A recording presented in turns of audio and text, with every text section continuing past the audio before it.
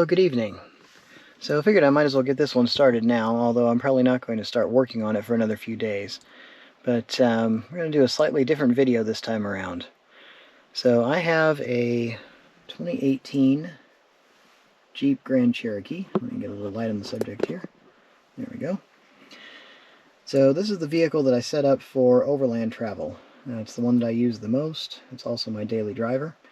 Got a few extra accessories in here. Down here, this little device here is the internal antenna for a cell phone booster. Here I've got a couple of cell phone holders.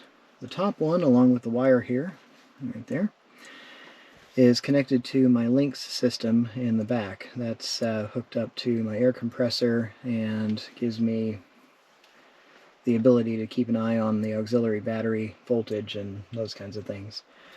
Over here on the left-hand side, we have the docking station for the satellite phone. So I've got an Iridium sat phone. I was trying to decide which option I wanted to use, if I wanted to go more hotspot and use my cell phone, or if I wanted to go full sat phone, and decided to at least start with this. It's definitely served me well on a couple of Alaska trips in the past, but I don't use the docking station all that often. I just wanted the ability to do so.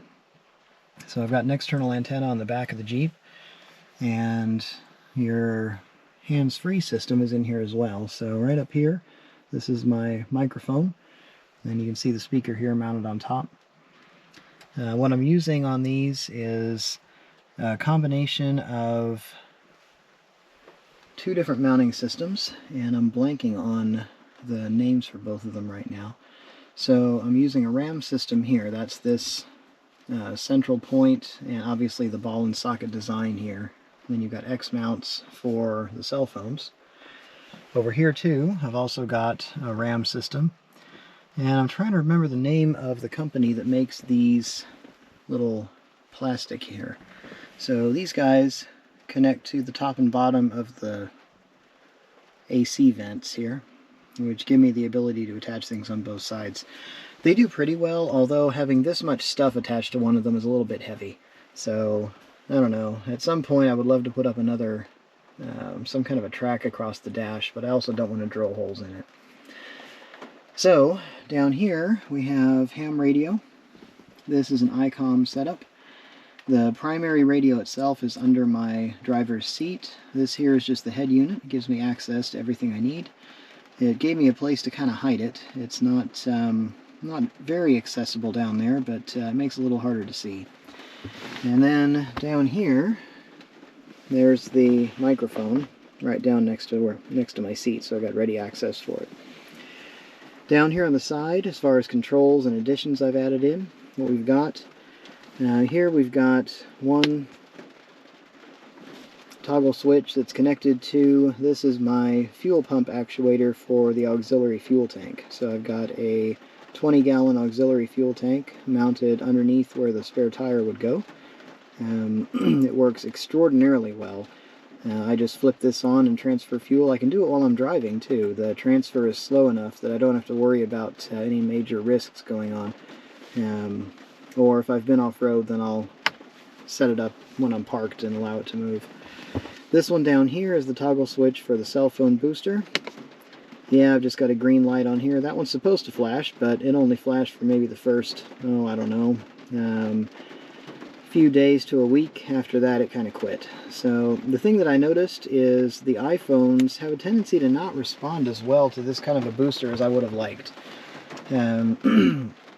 They literally have to be sitting right up against this internal antenna. That's the reason why it's sitting there instead of being attached to the side of one of the front seats like it's supposed to be.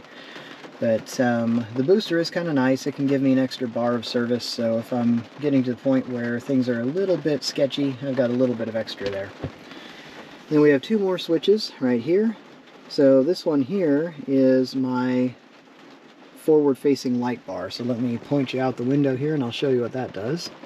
So that's a rigid, curved light bar sitting on the top of the front bumper, so it gives me plenty of light shooting forward. Then the front one here is a high amperage relay. So this one I believe is an 80 or 90 amp relay I put in there. And the idea behind it, this connects the primary and auxiliary battery. I did this, I've got a battery isolator, it's an automatic job up under the hood, but I put this one on there because I wanted the ability to tie the two batteries pretty much together, so if I ever needed to use the winch or any other kind of high-end draw, or if my primary battery goes dead for some reason and I need to tie the auxiliary to it. Now this at least gives me the ability to put some amperage in there and connect them. And it's completely separate from all of the ignition switch circuits, so I don't have to worry about the rest of them. This one I can just flip the switch and get some power. Over here on this side we have a mounting pole that's connected to the front of the seat frame. So this one has a piece that slides down in here and comes up this direction with another mounting arm on it. That one's big enough that I can put a laptop on it like you would see in a police car, or currently I use my iPad on there, so when I'm doing off-road driving and I'm using one of my off-road mapping software, it's kind of nice to have a bigger display.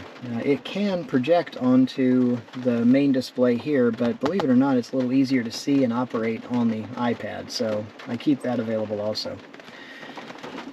Up here, this is the Landmoto Vast Pro, I believe is what it's called. It's a dash cam, and it gives me some security features. So this one, I like it for two reasons. One, when it's turned on, let me see if I can do that for you. Yeah, it's not going to show very well at the moment. There's just too much water on the windshield. So when the windshield wipers are running and it's turned on, it actually does a pretty good job of giving me a night vision camera. It's not true FLIR, so it's not as good as one of the forward-facing FLIR cameras that you put on a vehicle. But it gives me a little bit of an extra display headed out the front.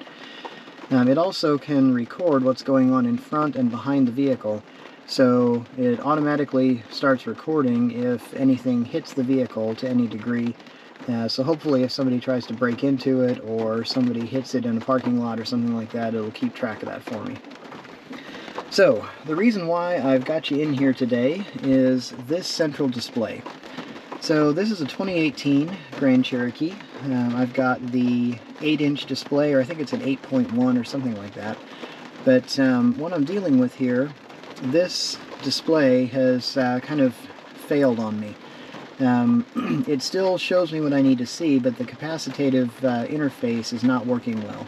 So what's going on is right up here in the top center, it's got some kind of a signal coming in on it.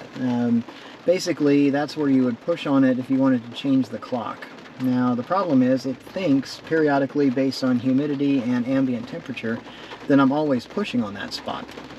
So unfortunately, what that means is it brings up that little interface window right across the whole thing here. So when I'm using like mapping software, or if I'm trying to access my climate controls, I've got a few things I can do down here, but some of them, like changing where the air comes out in the vents, has to be done on the touch screen. That's also my interface for things like seat heaters and that kind of deal. So if I can't access that, then it really takes a lot of functionality out of the vehicle. So what I've done, I purchased a replacement display. So I've actually taken this front section off before because I installed an adapter onto this device that allows me to use a rear view camera aside from the one that came in the vehicle. So I've been in here before, and basically the way this works is you pull the console up here and then reach down and grab the back of this plastic piece right here and lift it up, and this whole control surface here will pop up and out. Then I can remove this just to get it out of the way, and then basically what you do is you reach down around these corners here where these edges are and start popping this front section up and out, and what you get is this whole front section. So everything up along here, the front, yeah, right, the vents, and then the section around the display here all come off, and that gives you access to the screws that are holding the device in place. And then I should be able to pop the screws out, and there's a plug on the back of this display that I can unplug, remove just the display, put the new one in place. So I'm going to show you what that looks like in a future video, but I just wanted to give you a bit of an idea of what's coming. I know I've been doing some scenery type videos recently, and I just haven't had the time to work on a whole lot of stuff. I do want to tell you though that, here, let me turn this off, it's getting bright.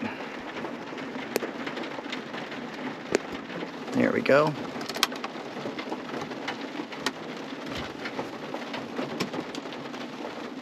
Okay. So I do want to tell you that coming up I'm going to be working on an old Bronco that I've got. So I'm going to be rebuilding it from the ground up. I've already torn it down. I've got the body removed, I've got the engine out, drivetrain out, and what I'm working on is going to be replacing the suspension first, and then I'll start working on the axles, installing lockers and things like that. So very soon I should be starting to post some of those videos, I hope. There are a few parts that are on back order, but we'll get them here soon enough. So let me let you go, and I'll hopefully give you some project videos here coming up. Oh, here we go. I wanted to show you this. So this is what it does. Notice I'm not touching that, but it continually thinks I am. And if I try to remove this, it's just going to pop it back up there after a while. And in certain times, it will do that multiple times a minute. So it just makes this completely unusable. So let me leave you be, and I'll see you over the next horizon and with the next project.